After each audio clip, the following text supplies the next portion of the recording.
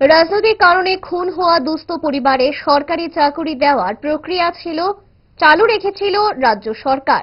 সরকারি নিয়ম অনুযায়ী এই ধরনের পরিবারগুলির মধ্যে এখন পর্যন্ত সরকারি চাকরি প্রদান করা হয়েছে 18 জনকে। নতুন করে আরো 11 জনের নাম সুপারিশ করা হয়েছে স্ক্রুটিনি কমিটির তরফে। 5 জনের আবেদন খারিজ হয়েছে রাজনৈতিক খুনের প্রমাণ দাখিল করতে না পারার কারণে। আজ মহাকরণে এই খবর জানিয়েছেন সংশ্লিষ্ট স্ক্রুটিনি কমিটির চেয়ারম্যান রাজ্যের বিদ্যুৎ দপ্তরের মন্ত্রী রতনলাল নাথ। একটা স্ক্রুটিনি কমিটি বানিয়ে দিয়েছে, এটা তারা দিলেই হবে না।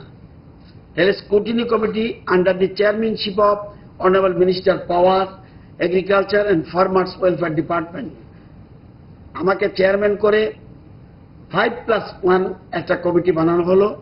এই কমিটিতে রয়েছে সেক্রেটারি ল, রয়েছে আইসিএ ডিপার্টমেন্ট, রয়েছে আইজিপি, রয়েছে representative from home department and director আইসিএ।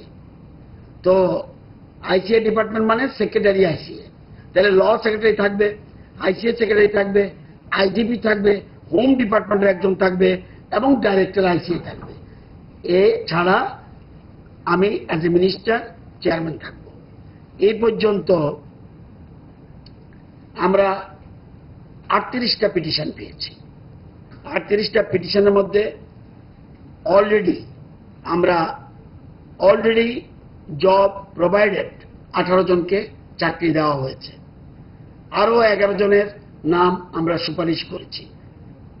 5টা পিটিশন রিজেক্ট হয়েছে, কারণ পলিটিক্যাল গ্রাউন্ড প্রুভ করতে পারেনি, সেজন্য রিজেক্ট হয়েছে। এবং 4টের মতো পিটিশন আরো ইনকোয়ারিতে বাকি রয়েছে।